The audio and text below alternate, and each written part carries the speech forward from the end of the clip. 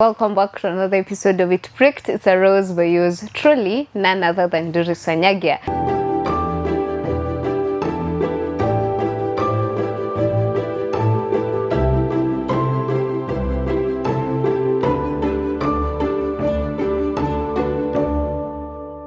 So I hope you've been doing well since the last episode we uploaded. So in today's episode, we are going to be talking about things we should confront as people because they appeal to us. So first of all, I think I just want to address something.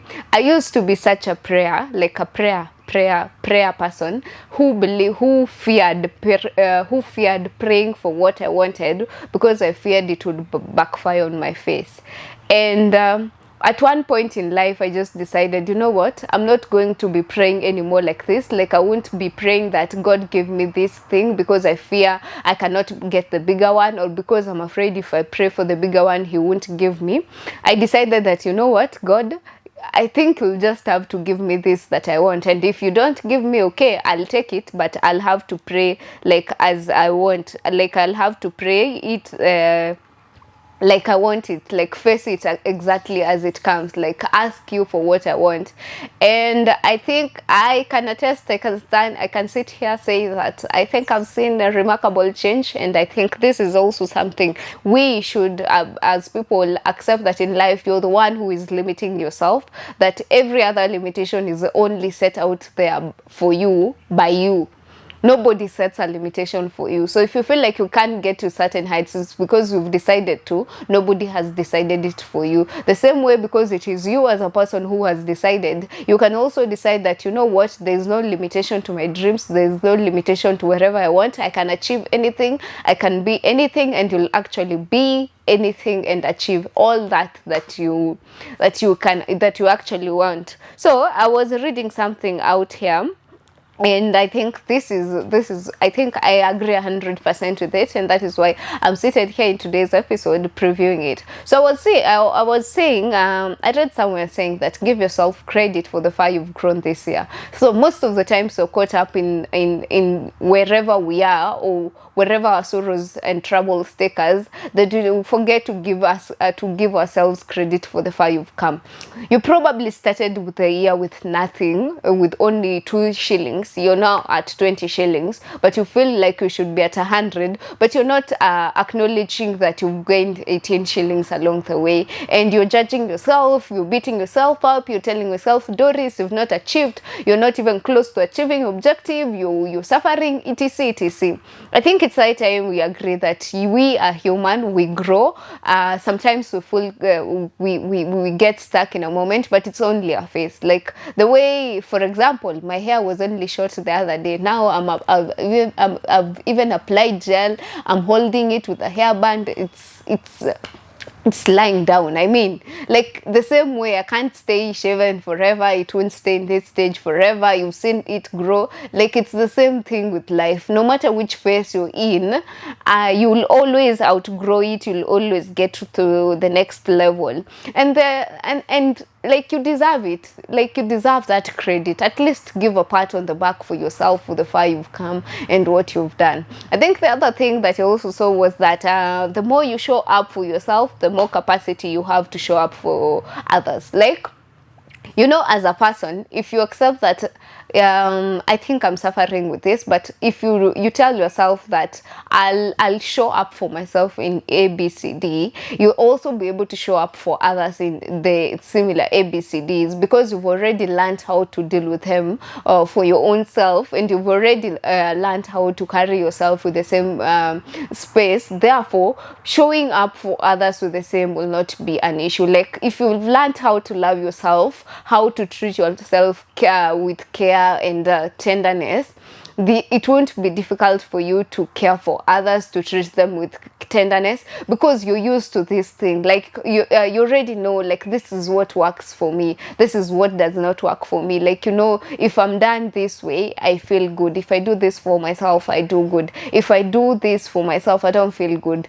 So the same way, you can't reciprocate what you don't feel good doing to others because you've already tested with yourself. So you'll be able to take care of others. If you know how to take care of yourself tenderly, you'll also be able to take care of others with the same tenderness, because you've already learned how to carry yourself with tenderness, to care for yourself with tenderness. Thus, taking care of others won't be an issue. And it goes without saying, if you're kind to yourself, you also be kind to others. So there will be no other day you'll ever be rude to a person, because you know how it feels to be rude, you know how it feels to be kind, you know how good it feels to be kind to yourself. So you'll carry the same kindness to others as you show to yourself. And the other thing, I know that I'll just have to avoid it, but I own it up, because I mean, who else is supposed to do it for me if I can't do it for myself? The other thing, I think over time I've learned the importance of family. I've learned living away has shown me that some days are so hard. Like some days life gets so hard that like I just need my mom, I just need my dad, I just need my sister or my small siblings just to talk to me. We just talk and laugh out and I'll be good. Like I'm even surprised at myself these days. For example, I've had my adapter ban. Like I bought another one, and like the previous one that I had spoiled, then I bought another one. 1.5 week later into the new one, it's also spoiled. Like that instead made me miss my mom. Like I'm even tweeting like, I need my mom, just let my mom come for me, I need my mom. Like my family has become so close to me. I've learned to appreciate them so I've learned to appreciate them better now that they are far from me and I am far from them. I think they've also learned the same. Nowadays my dad will just call me and he'll be like, how are you doing, how are you? My mom will just call me and she's like, you've not even called me.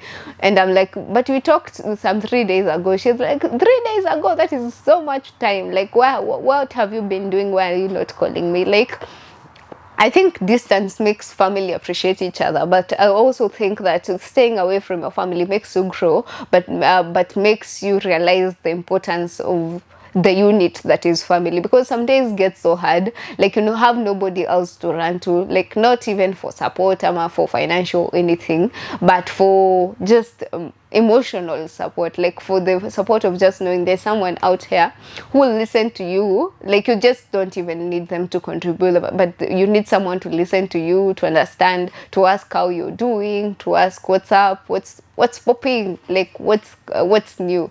Yeah, and I think it's a good feeling. It's a nice feeling that comes with staying away.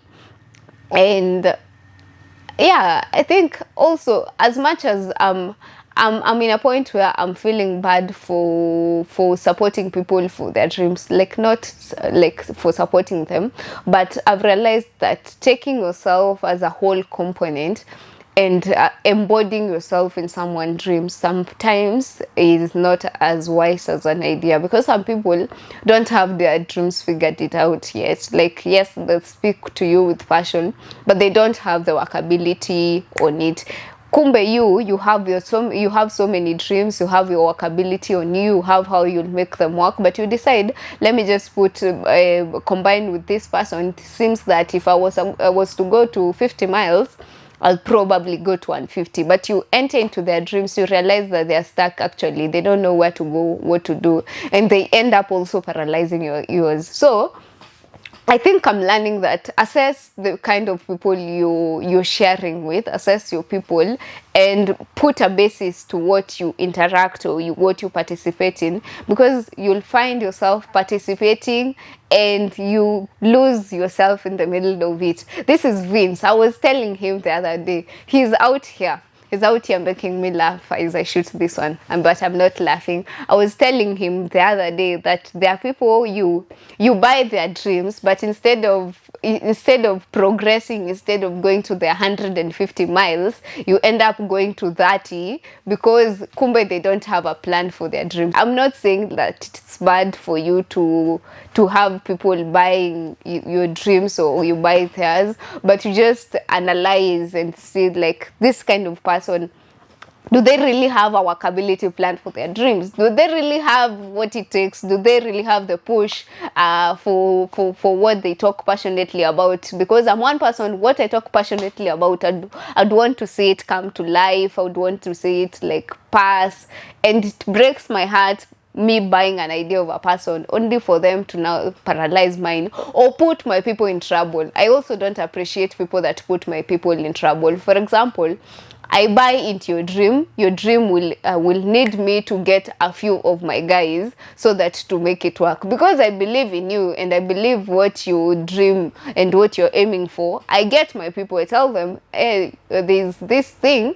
It's in gearing. It's coming to life, and I would like you to be part of it because this guy has a plan and has a workability. Kumbe you don't have a plan, and my people end up suffering. I swear I can't keep to it because I feel so bad. Like, it makes me fed up to the point that I don't know. Like, I don't think that it is fair for you not to have a drive for your dreams and then involve people in them. It is not fair. It is not fair. So I'm at a point where I'm not sure whether I want to. Okay, you can't walk alone. You can't succeed alone. The journey of 1,000 miles. If you want to, they say if you want to walk faster, walk alone. But if you want to go far, you work with a team. But you might realize that the team you want to go with far actually is a team that is not even willing to work at all, so you won't even get that far.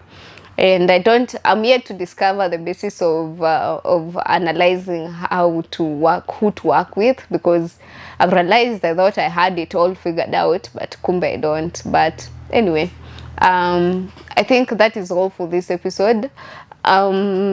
I'm still torn in between who to work and who to work with, but I'm sorry for anybody if you're my people and I involved you in a dream that did not work.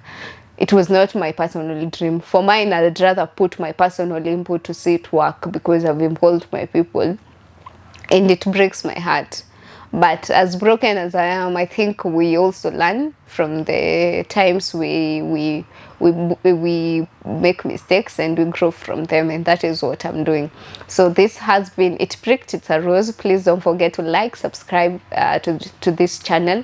Help me to grow my podcast. You can also find a link to all audio platforms that this podcast is available on the description box. So until next episode, bye bye, adios.